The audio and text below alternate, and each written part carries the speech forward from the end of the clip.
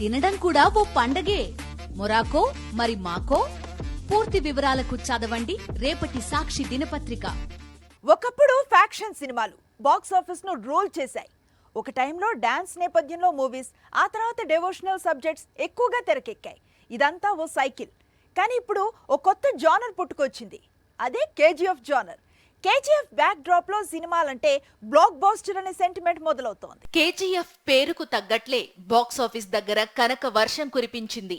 KGF back drop లో తెరకెక్కిన సినిమాలకు ప్రేక్షకులు బాగా కనెక్ట్ అవుతున్నారు. ముందు ప్రశాంత్ నీల్ తీసిన కేజీఎఫ్ సిరీస్ గురించి తెలిసిందే. ఇప్పుడు పా రంజిత్ తెరకెక్కించిన తంగలాన్ కూడా కోలీవుడ్ బాక్సాఫీస్ వద్ద స్టడీగా వసూళ్లను అందుకుంటోంది. ఆల్రెడీ వసూళ్లు 100 కోట్లు దాటాయని ఇటీవలే చియాన్ స్వయంగా చెప్పుకొచ్చాడు. తంగలాన్ కూడా కేజీఎఫ్ బ్యాక్ డ్రాప్ లో తెరకెక్కింది. అసలు కేజీఎఫ్ కథ మొదలైందే తంగలాన్ కథతో అనేది పా రంజిత్ చెప్పుకొస్తున్నాడు.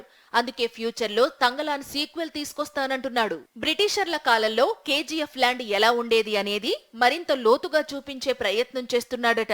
ముందు కేజీఎఫ్, ఆ తరువాత కేజీఎఫ్ 2, ఇప్పుడు తంగలాన్, తరువాత తంగలాన్ 2, ఫ్యూచర్ లో కేజీఎఫ్ 3. మొత్తానికి శాండిల్వుడ్, కోలీవుడ్ ఇప్పుడు పూర్తిగా కేజీఎఫ్ మాయలో పడ్డారు. ఫ్యూచర్ లో ఈ బ్యాక్ డ్రాప్ లో మరిన్ని సినిమాలు వచ్చే అవకాశాలు లేకపోలేదు.